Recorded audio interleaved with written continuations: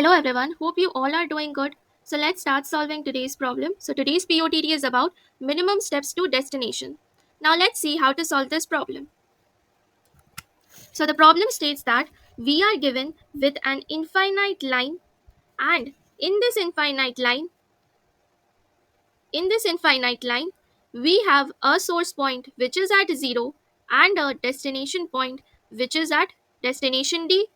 Now we are asked here to find the minimum number of steps to reach this particular destination. Also, I am given with a condition that in the ith move, I must take ith step. Now, what does that mean? If I am taking my first move, that means I should take one step forward or one step backward. If I am taking my second move, that means I should take two step forward or two step backward.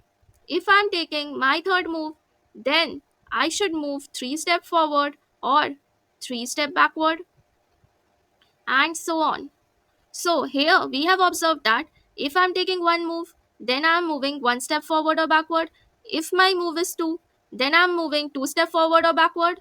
If I'm moving for the third time, then I'm taking three step forward or backward, and so on. Which means for every ith move, I am taking ith step. So let's see how can we utilize this information to solve this problem. So this is our input and this is our output. We are given with a destination D equals to 2. So my D is at 2. This is my D and this is my source point. Let's name this line.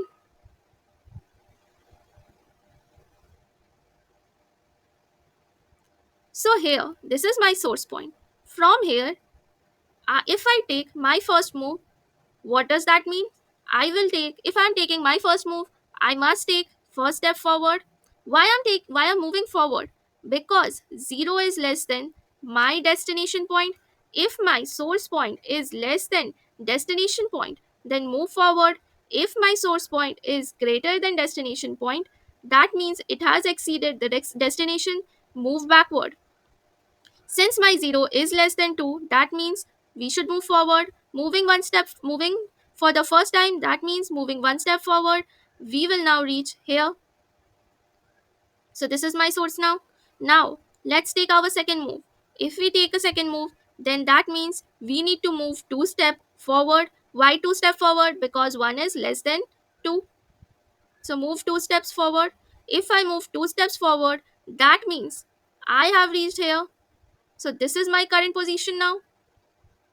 But wait, here I have exceeded this destination. My S is now greater than my destination. So what? I will now move backward. But we need to move one step backward. That is, we were earlier moving in the wrong direction. So we won't take this path. So again, we are here. From here, we will move for the second time. Why? Because this move didn't work. We exceeded our destination. So from here, we are taking our second move. If we are taking second move, then that means you will take two steps backward. If two steps are backward, what does that mean? You will reach here. So from here, let's move forward. Why to move forward? Because -1 is less than 2. If you move forward, you will take the next move. Earlier you took 2 as your move, now you will take move 3. So if you move for the third time forward, that means you need to move 3 steps forward. If you move 3 steps forward, you will reach here at this point, which is your destination. So it took us 3 steps.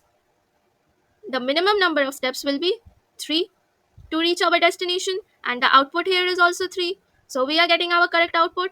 Now let's see how to implement the code.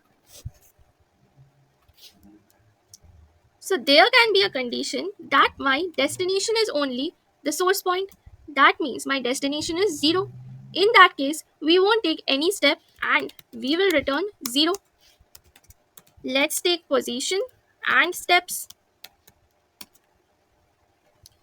So we were checking if my position is less than my distance or my position minus d is not divisible by 2, Then what does that means? Increment our step and update our position.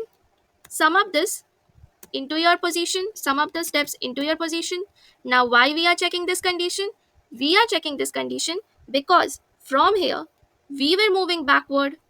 From here we were moving backward. So this indicates that we need to take one step back. Since we took wrong direction, so we need to move one step back, and from there we will be moving to the right direction. So this indicates that at last return your steps.